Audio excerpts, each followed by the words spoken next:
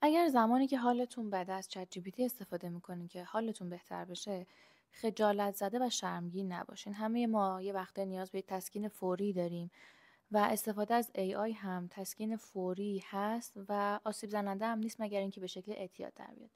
اما میخوام بهتون بگم که چه عواملی باعث میشه که چت جی پی تی نتونه جای مشاور رو بگیره. مورد اول اینه که چت جی پی تی قادر به تشخیص نیست. یعنی نمیتونه اطلاعات پزشکی درستی واسه تشخیص مشکلات روانی بذاره. برخی از مشکلات روحی و روانی چند تشخیصی هستن و فقط و فقط یک مشاور یا یک متخصص میتونه با توجه به وضعیت و معاینه وضعیت روانی شما تشخیص بده. مورد بعدی اینه که عدم پیگیری بلند مدت داره. شما رو نمیتونه فالوآپ بکنه. نمیتونه بدونه که شما چه پرونده‌ای داشتین. اطلاعات شما پاک میشه.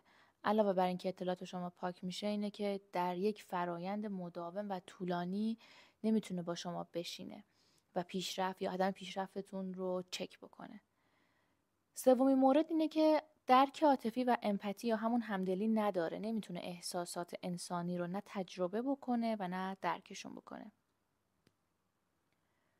مورد آخر هم اینه که روان‌درمانگرا از روش‌های علمی و تکنیک‌های خیلی خاصی استفاده می‌کنن. بالای 400 نوع روش درمانی داریم و هوش مصنوعی نمیتونه همه اینها رو روی شما پیاده بکنه یا اینکه به چند تاش دسترسی داشته باشه و بتونه روی شما پروتکل درمانی اجرا بکنه.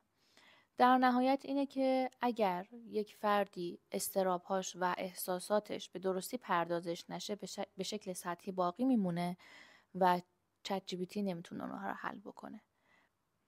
جالبه بدونید این پرسش که چرا چت جی پی تی رو نمیتونیم به جای مشاور یا تراپیست استفاده بکنیم، وقتی از خودش میپرسید دقیقاً چنین جوابهایی به شما میده.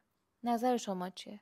به نظر شما در آینده چت جی پی تی چطوری میتونه جای یک مشاور یا روان درمانگر رو بگیره؟ اصلا قادر به این کار هست؟ نظراتتون رو میخونم.